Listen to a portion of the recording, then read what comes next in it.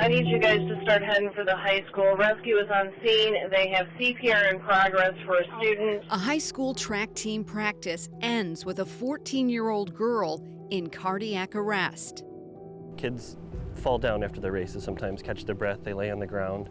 But she laid on the turf and her body went rigid. You could just tell something was wrong. Within seconds, Coach Andrew DeHaan was by her side. After speaking with 911,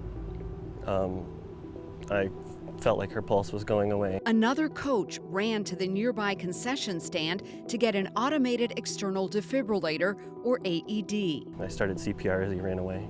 We had to use the AED. For Coach DeHaan, who just happens to be a nurse, a routine procedure on the job became a reminder why it's critical for schools to have a cardiac emergency response plan. It's the first time I've had to do it outside the hospital, I must say, and on a 14-year-old athlete.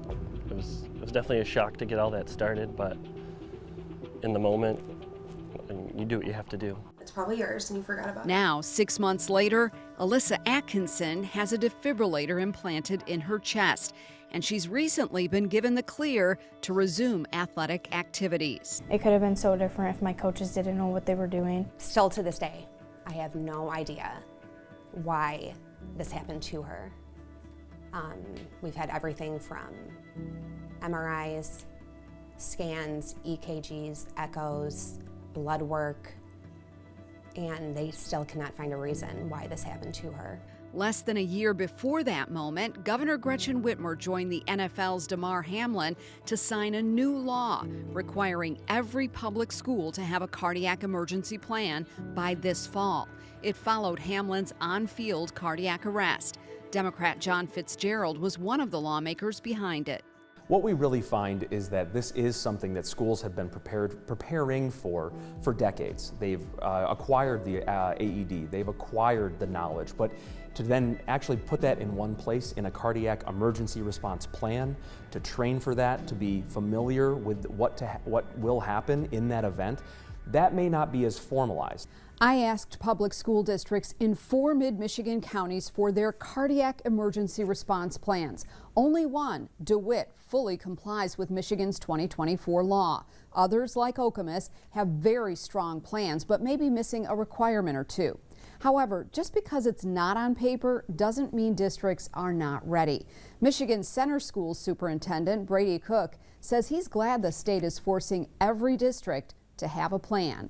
Based on some personal incidents and things I've witnessed, it's always been near and dear to me, but now we do appreciate that there is a law in place that will, for lack of a better term, force us to have these conversations. For Cook, those conversations are personal.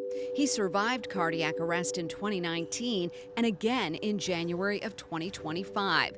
The second time was caught on a school gym surveillance camera. Cook, in the yellow shirt, leans over to catch his breath, then collapses. Within seconds, the men around him put a cardiac emergency response plan into action. Within seconds, they called an ambulance, they grabbed an AED, and they administered CPR. And then when I came to, I ended up getting 7 shocks, and it got me back in rhythm and little hospital stay, and I'm good to go. The shocks came from a defibrillator implanted in his side.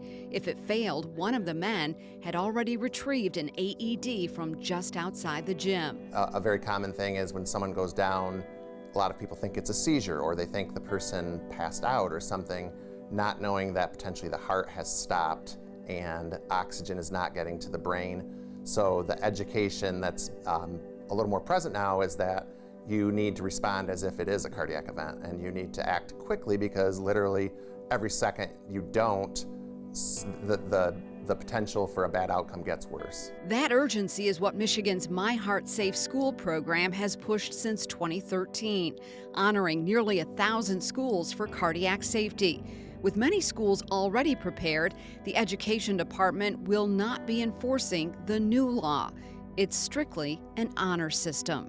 What we really find and expect is that schools will be able to take this information, adhere to it, because in the event of an accident, this is something that would probably be scrutinized. That's why having a plan in place matters. And in Allen Park, they've taken that lesson to heart. After my accident, they had the whole school just learn about it. Our faculty, the staff. Yeah. Just like teach them. And she's been amazing. Watching her recover from this, I almost take inspiration in her. I'm just so thankful. I'm very, very thankful. I've been coaching on and off for 18 years, and this is the first event like this we've ever had, and I'm thankful it was there.